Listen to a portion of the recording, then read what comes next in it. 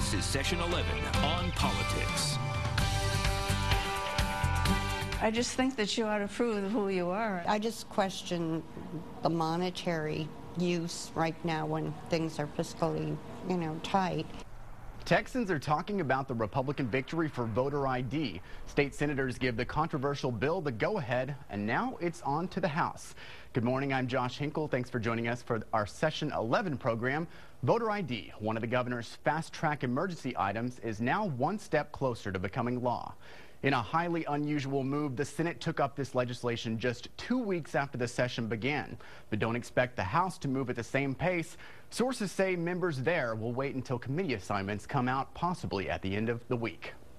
In a close election, even a small amount of fraud could make the margin of difference. The Senate wasted no time blasting through the voter ID bill. Driver's licenses, passports, military IDs, and now handgun licenses, all acceptable at the polls under this proposal. When they show up at the polls, they're going to be able to have to show they are who they represent themselves to be with a photo ID. Senator Troy Frazier of Horseshoe Bay authored the bill, a Republican push that's failed session after session. In a democracy, the integrity of the ballot box is key. The GOP says it will prevent voter fraud, but Democrats argue it will keep certain groups, the poor, the disabled, the elderly, and minorities, away from the polls. The unintended consequences that you're going to disenfranchise people that have not been able to acquire these cards. Also criticized the estimated cost to implement the photo ID program. The fiscal implication to the state is anticipated to be $2 million.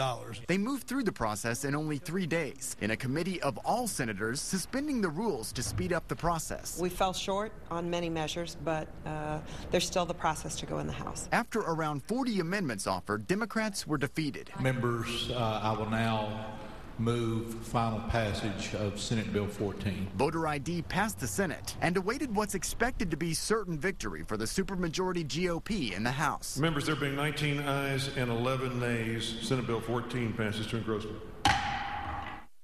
Well, do you think voters should be required to present a photo ID at the polls? Go to our On Politics poll on the KXAN.com homepage and let us know. We'll see what you have to say a little later. And while you're online, check out the tabs at the top and click on the one that says On Politics. It takes you to our special political site where you can check out our latest coverage and my new blog post all about the recently released committee assignments in the Senate. Well, looking at the week ahead, the Senate Finance Committee meets for the first time tomorrow. This comes just days after senators released their state budget plan. Quite a challenge with a shortfall of at least $15 billion. Week one for the committee will focus on health and human services, and then it's on to another big budget item, education. And on the House side, what seems like a never-ending race could finally be nearing the finish line. The Travis County House District 48 election contest will have a public hearing to help decide who gets the up-in-the-air seat. Democratic Representative Donna Howard now holds it. Dan Neal, her Republican opponent from the election nearly 3 months ago, lost by 12 votes, and now he wants a new election. Sources say this mini trial could last a few days. Well, you want to weigh in while you're watching? Get out your laptops and log on with us. Our Session 11 chat is up and running, and we want to know what's on your mind this morning.